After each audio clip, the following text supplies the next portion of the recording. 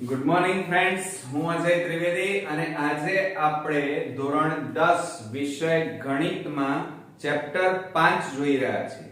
Chapter 5 એટલે સમાંતર શ્રેણી અને આ ચેપ્ટરની અંદર ચેપ્ટર 5.2 નો આપણે બીજો દાખલો જોઈશું. જુઓ, અહીંયા આપણને બે ખાલી જગ્યાઓ આપી છે, બરોબર? હવે આવી ખાલી જગ્યાઓ તમારી વિભાગ A માં પૂછાશે 1 માર્ક્સમાં. સમાંતર શ્રેણી 10 7 4 ડેશ ડેશ એમ આગળ વધે છે અને એનું 30મું પદ ખાલી જગ્યા છે. હવે તમે ચેક કરો, આ આપણી સમાંતર શ્રેણી છે. જુઓ, 10 7 પછી 4 એટલે એનો મતલબ કે ઘટી રહી છે. 10 કરતા 7 નાના, 7 કરતા 4 નાના, પછી 4 પછી જે પદ આવવાનું એ નાનું, એના કરતા નાનું આવશે અને 30મું પદ કીધું છે એટલે એવરેજ જો વિચારીએ તો માઈનસ માં આવશે, બરોબર? તો જોઈએ હવે કેટલા એમાં જવાબ આવે છે. તો જુઓ, અહીંયા સમાંતર શ્રેણી આપણને આપી છે, એ પહેલા લખી કાઢીએ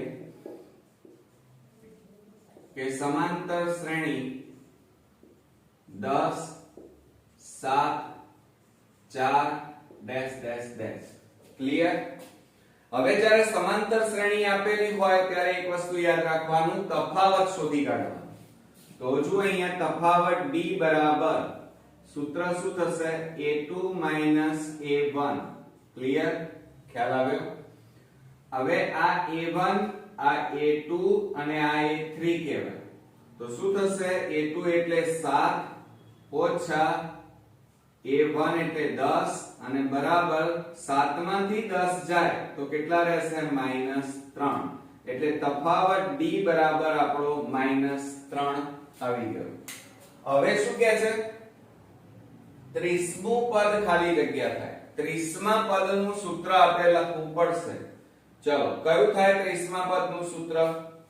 તો એ 30 બરાબર શું થાય? અહીંયા a પ્લસ આ 30 છે, 30મું પદ એટલે 30. n માંથી એક કટ કરવાનો, એક ઓછો કરવાનો, એક ઘટાડવાનો, તો 29d થાય. કેટલા થાય? 29d. હવે આ જુઓ, a એટલે પ્રથમ પદ કહેવાય. અહીંયા પ્રથમ પદ કયું છે? 10 વત્તા 29 અને d એટલે કેટલા થાય? તફાવત d કેટલો આવ્યો? -3. તો બરાબર 10 પ્લસ માઈનસ માઈનસ. હવે આ બેનો ગુણાકાર કરો. 3 9 27 નો સાતડો વધી પડી 2. 3 દુ 6 6 ને 2 8. હવે જુઓ, આ બેની બાદબાકી કરો તો મોટી સંખ્યા આગળ માઈનસ.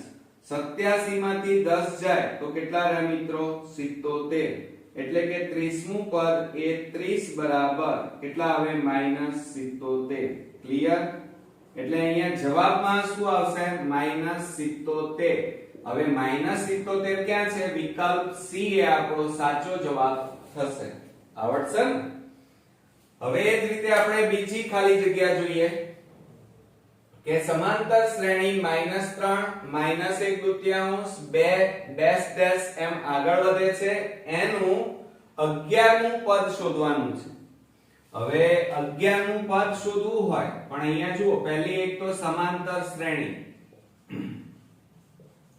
જે આપેલી છે એ પહેલા લખી કાઢીએ. સમાંતર શ્રેણી -3 -1/2 2 અને ડેશ ડેશ ડેશ. એટલે આ a1 કહેવાય, આ a2 અને આ a3. ક્લિયર? એટલે પ્રથમ પદ કયું છે? -3. હવે જ્યારે આપણે સમાંતર શ્રેણી આપેલી હોય તો હંમેશા પહેલા તફાવત શોધી જ કાઢવાનો. તો તફાવત આપણે શોધીએ તો d બરાબર a2 a1 એટલે કે બીજું પદ ઓછા પ્રથમ પદ. a2 એટલે -1/2 ઓછા a1 એટલે -3. એ કૌંસમાં લખવાના. આ -1/2 માઈનસ માઈનસ પ્લસ 3/1. હવે જુઓ, ક્રોસ ગુણાકાર કરીએ. આ બેનો ગુણાકાર કરવાનો અને આ બેનો ગુણાકાર કરવાનો અને છેદમાં 2 એકા 2 થાય એટલે કે લસા 2 આવે તો જુઓ 1 એકા એકા એટલે આ -1 વત્તા 2 તારી 6 તો બરાબર -1 વત્તા 6 એટલે શું થાય માઈનસ પ્લસ માઈનસ એટલે બાદબાકી 6 માંથી 1 જાય તો કેટલા રહે 5 અને મોટી સંખ્યા આગળ પ્લસ છે એટલે 5 છેદમાં 2 જવાબ આવશે ક્લિયર આવડશે મિત્રો હવે જો આટલું થયા પછી 11મું પદ શોધવાનું છે અહીંયા જેમ આપણે 30મું પદ શોધવાનું હતું અને એનું આપણે આ સૂત્ર લખ્યું હતું બરોબર તો એવી રીતે આપણે અહીંયા 11મા પદનું સૂત્ર લખીએ તો a11 બરાબર a પ્લસ 11 માંથી 1 ઘટાડી દઈએ એટલે 10d થાય માટે શું થાય a11 બરાબર a એટલે પ્રથમ પદ અહીંયા આપણી પાસે કયું છે -3 અને +10 અને d એટલે તફાવત કેટલો આવ્યો 5/2 હવે જુઓ અહીંયા છેદ ઉડે છે ગુણાકાર કહેવાય એટલે ઉડી જાય તો 2 5 10 માટે a11 બરાબર -3 પ્લસ 5 ગુણ્યા 5 એટલે 5 5 25 માટે a11 બરાબર માઈનસ કેટલા થશે જો અહીંયા માઈનસ પ્લસ શું થાય માઈનસ એટલે બાદબાકી 25 માંથી 3 જાય તો કેટલા રહેશે 22 એટલે 11મું પદ આપણું કયું આવ્યું મિત્રો 22 બરોબર ક્લિયર હવે અહીંયા જુઓ વિકલ્પો આપણને આપેલા છે એમાં સાચો જવાબ કયો આવશે વિકલ્પ બી 22 એ આપણો સાચો જવાબ થશે તો મિત્રો આવી ખાલી જગ્યાઓ તમારી બોર્ડમાં વિભાગ A માં 1 માર્ક્સમાં પૂછાશે તો ધ્યાન રાખજો હવે આપણે ત્રીજો દાખલો જોઈએ નીચેની સમાંતર શ્રેણીમાં ખાલી ખાનાના પદ શોધો હવે જો આ સમાંતર શ્રેણી ઓલરેડી આપેલી છે પણ આ જે બોક્સ આપેલું છે એ પદ આપણે શોધવાનું છે તો જુઓ પ્રથમ પદ 2 બીજું પદ નથી ત્રીજું પદ આપેલું છે અને એ છે 26 બરોબર તો હંમેશા પહેલા આપણે પ્રથમ પદ લખી કાઢવાનું તો પ્રથમ પદ આપણું કયું છે 2 બરોબર અને આ સિવાય આપણું પહેલું બીજું અને આ ત્રીજું તો a3 કહેવાય a3 બરાબર કેટલા આપેલા છે 26 બરોબર ક્લિયર આટલું આપેલું હોય તો હવે તમારે શું કરવાનું ત્રીજું પદ આપેલું છે હવે તફાવત શોધવો છે મેં તમને શું કીધું કે સમાંતર શ્રેણી આપેલી હોય તો સૌપ્રથમ પહેલા તફાવત શોધવો પડે અને તફાવત શોધવા માટે તમારી પાસે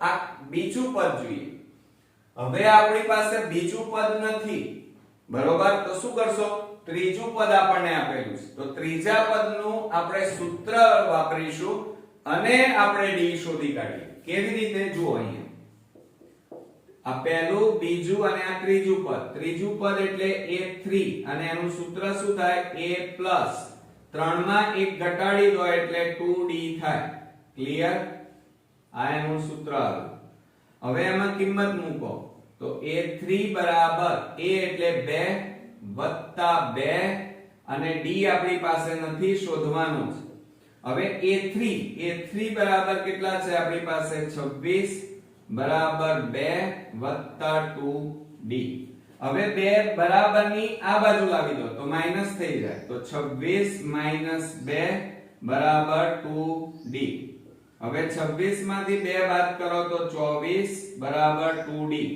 હવે જો આ બે ગુણાકારમાં છે આ બાજુ લાવો તો શું થાય ભાગાકારમાં જાય એટલે 24/2 બરાબર d હવે છેદ ઉડાડો 2 12 દુ 24 તો માટે d બરાબર કેટલા આવશે અહીંયા જવાબ 12 એટલે તફાવત આપણો અહીંયા 12 આવ્યો હવે આપણે શોધવાનું શું છે આ ખાલી જગ્યા ખાલી ખાનામાં એટલે બીજું પદ શોધવાનું પહેલું અને બીજું એટલે બીજું પદ આપણે શોધવાનું છે એટલે બીજા પદનું સૂત્ર આપણે લખવું પડે a2 બરાબર a પ્લસ બે માંથી એક બાદ કરો તો એક રહે, એક એટલે a, અહીંયા શું બાકી રહે d, એટલે a પ્લસ d સૂત્ર આવે. એક ના લખો તો પણ અહીંયા ચાલે. તો માટે a2 બરાબર a એટલે પ્રથમ પદ કેટલું છે 2 અને વત્તા તફાવત d આપણો કેટલો આવ્યો 12, તો બરાબર 12 વત્તા 2 એટલે a2 બરાબર એટલે કે બીજું પદ આપણું અહીંયા આવી ગયું અને એ છે 14. કયું છે 14. એટલે ખાલી અહીંયા જે જગ્યા આપી હતી એમાં જવાબ કેટલો આવશે બીજા પદમાં 14. ક્લિયર? આવડશે મિત્રો? એટલે આ રીતે આપણે પહેલા શોધવાનું છે, પણ સૂત્રો અહીંયા ધ્યાન રાખજો, પદ માટેના જે સૂત્રો છે એ તમને ખાસ આવડતા હોવા જોઈએ. ક્લિયર? તો હવે મિત્રો આપણે સેકન્ડ એક્ઝામ્પલ જોઈએ, દાખલા નંબર 3 નો. હવે જો અહીંયા આપણે બીજા દાખલાની અંદર પ્રથમ પદ જ આપેલું નથી, બીજું પદ આપેલું છે, ત્રીજું પદ નથી, ચોથું પદ આપેલું છે. સમજો જરા, આખી શ્રેણી છે, સમાંતર શ્રેણી. એમાં પહેલું અને ત્રીજું પદ આપેલું નથી, બીજું અને ચોથું પદ આપણને આપેલું છે. તો જે આપેલું છે એનું લિસ્ટ બનાવી દઈએ તો શું થાય જુઓ. અહીંયા બીજું પદ છે, બીજું પદ કેટલું આપ્યું છે તો આપણને a2 બરાબર 13 આપ્યા છે. ક્લિયર? અને ત્યાર પછી આપણને ચોથું પદ આપ્યું છે a4 બરાબર 3 આપ્યા છે. ચાલો, આટલી વસ્તુ આપણને આપેલી છે. તો હવે આપણે શું કરીએ, કઈ કઈ વસ્તુઓ આપણે શોધવાની છે એ પહેલા લઈ લઈએ. પણ એ પહેલા તમારે અમુક વસ્તુઓ સમજવી પડશે કે આપણને જે વસ્તુ આપેલી છે, કઈ કઈ આપેલી છે, બીજું પદ અને બીજું ચોથું પદ. તો આપણે બીજા પદનું સૂત્ર લખીએ કે a2 બરાબર શું સૂત્ર થાય a પ્લસ બે માંથી એક ઓછો કરો એટલે d થાય. આને સમીકરણ નંબર 1 આપીશું, પણ a2 બરાબર આપણને આપેલા છે 13, તો 13 બરાબર a પ્લસ d થાય. ક્લિયર? આટલું? હવે કશું ના થાય કારણ કે આપણી પાસે ન તો a છે ન તો d છે, એટલે આને સમીકરણ નંબર 1 આપી દો. હવે એ જ રીતે આપણે ચોથું પદ લઈએ, a4 બરાબર એનું સૂત્ર લખીએ a પ્લસ 4 માંથી એક ઓછો કરવાનો, ઘટાડવાનો, એટલે 3d થાય. અને એમાં આપણે સૂત્ર મૂકીએ a4, એની કિંમત મૂકો તો 3 આપેલા છે અને a નથી, 3d પણ નથી. તો આને સમીકરણ નંબર આપણે કયું આપી દઈશું? સમીકરણ નંબર 2. ક્લિયર? હવે સમીકરણ 1 અને 2 ને આપણે જોડે લખીશું, પણ જુઓ સમીકરણ 1 લખીએ. સમીકરણ 1 કયું છે? 13 બરાબર a પ્લસ d. અને સમીકરણ 2 કયું છે? તો 3 બરાબર a પ્લસ 3d. આ રીતે બંને સમીકરણ આપણે જોડે લખ્યા. હવે શું કરીશું? ચાલો, તો મિત્રો આ વસ્તુ તમે ભણી ગયેલા છો. અહીંયા સમીકરણ 1 અને 2 ને લોકની રીતે લખતા. અહીંયા લખીએ આપણે સમીકરણ 1 અને 2 નો લોકની રીતે ઉકેલ ને શોધતા. લોકની રીતે ઉકેલ શોધતા. ચાલો, તો શું થાય? લોકની રીતનો ઉપયોગ કરીએ તો આ પ્લસ છે એટલે માઈનસ, પ્લસ છે એટલે માઈનસ, પ્લસ છે એટલે માઈનસ થાય. ક્લિયર? હવે ધ્યાન રાખજો બરોબર કે આ માઈનસ a અને આ પ્લસ a બંને ઉડી જાય.